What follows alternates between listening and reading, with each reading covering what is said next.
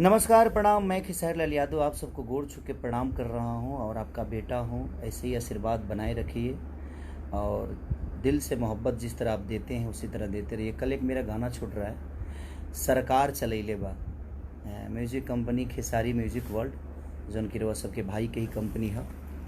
और बड़ा मज़ा आई सबके, जितना भी लोग बा एक बार वो जरूर सुनब ओकरा के। बड़ा माने अजीब एगो अद्भुत जंगर वो लोग ने पबजी के प्यार देनी। हमरा लागत है जी एक महीना में 80 से 85 मिलियन वो लोग ओकरा के सुन लेहनी, देख लेहनी। ओहू से ऊपर ही गाना बावे और पवन पांडे जी के लिखल गाना है। म्यूजिक शंकर जी दिल बानी और मार्केटिंग विक्की हमार भाई, जौन की बहुत प्यार मिलेला भाई से। तब वो लोग ने एक बार जरूर सुनब, मने अगर ना हिल गई तो कहब कि हाँ राउर भाई रौरा बीच में कैसन गाना एगो भेजले बा। और ओमे एगो बहुत बड़ा मैसेज भी बा। आज के जो माहौल चलता ओकरा खातिर सरकार चलैले बा खेसारी म्यूजिक वर्ल्ड पर। तो बस रउआ सबसे दुआ और प्रार्थना बा, रउआ लोग स्वस्थ रही एकर दुआ करत तनी। हम ऐसा हम समझ सकत तनी कि बिहार में बहुत ज़्यादा बाढ़ आइल बा और बहुत ज़्यादा परेशानी बा रउआ सबके। लेकिन हम भी कोशिश करत तनी कि बाढ़ में जितना हम लोग के पास अपन सामग्री पहुंचा सके, लोग के मदद कर सकी, तो कोशिश बा हमार। जहाँ जहाँ हमार लोग बा कोरोना काल में केहू कहीं जाहूँ के नहीं खे चाहत, सबके अपना जीवन के डर बर्बाद कर वो समझ सकतनी। लेकिन फिर भी हम कोशिश करतनी कि जे अपन जौना शहर में जे अपन लोग बा, ऐसे तो पूरा बिहार यूपी झारखंड जे हमरा के प्यार करेला सभे हमारा अपन बा, बट जे क्लोज बा हमरा से, जे हमरा बात के मानेला कि हाँ भाई जी गया है काम करे के बाद तो तुरंत चल जाला। तो हम यह कहब कि रवो लोगिन आज बाढ़ पीड़ित के जितना भी लोग बा, जी जितना सक्षम बा जरूर मदद करे भैया लोगिन। ऐसे जे बड़ा आनंद मिलेला लोगों के दुआ में रहे के। आई बहुत सौभाग्य के बात बा कि रउआ केहू के कामे आवतनी। आज वो लायक रउआ के दुनिया मनले बा, बनौले बा, तो अगर वो लायक रउआ बानी तो जरूर केहू के कामे आ जाए, केहू के दुख में शामिल हो जाए। ये हमेशा दिल में एगो श्रद्धा बने के चाहिए। महान इंसान के विचारधारा होला, अगर विचारधारा बा तो के दुनिया भगवान के स्वरूप पूजे लगी। आज रोलन के बेटा बन के हम रोलन के दिल पर राज करी ले, ओकर रीजन का बा।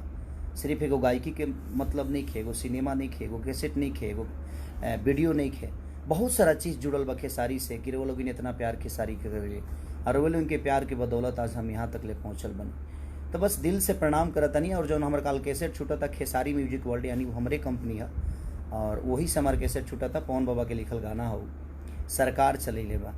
अभी गा के ना बताए, कल सुनब तो समझ में आई। और मैं बहुत बड़ा आजकल के कोरोना काल के एगो ऐसा बड़ा मैसेज बा कि शायद भोजपुरी में आज तक लेके वो नहीं दिले। कोरोना काल के ऊपर कुछ ऐसा मैसेज बा कि वो हर आदमी के ऊपर बा, हर आदमी के पास बा, हर आदमी के वो रोज सुनता, वो रोज सुनता, रोज जानता।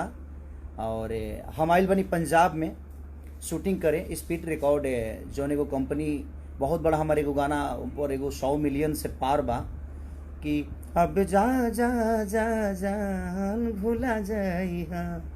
और ओकरा बावजूद हम एगो और 6 गाना और शूटिंग करतनी जी गया, रोज एगो गाना करतनी। आज हम 4 दिन से ही जी गया बानी पंजाब में और बड़ा मज़ा होता। और स्पीड रिकॉर्ड के मालिक सोनू जी हमारे साथी बानी और बड़ा प्यार मिलता है। लागते नहीं कि हमनी के एक बाप के बेटा नहीं जा, एक माँ के औलाद नहीं जा। एगो मोहब्बत ऐसा चीज़ बा कि अगर रुआ केहू के लगे जाई और अंदर दिल में मोहब्बत बा तो शायद वो पिता और पिता बन जाई, वो भाई और भाई बन जाई, वो बहन और बहन बन जाई। तो एगो रिश्ता बा सोनू जी से, रूबी जी से, पूरा फैमिली रिलेशन बा एगो। और स्पीड रिकॉर्ड के मालिक बड़े कुशल विचार के हैं और हमारा सौभाग्य है जो हमारे भोजपुरी को प्रेजेंट भी करते हैं।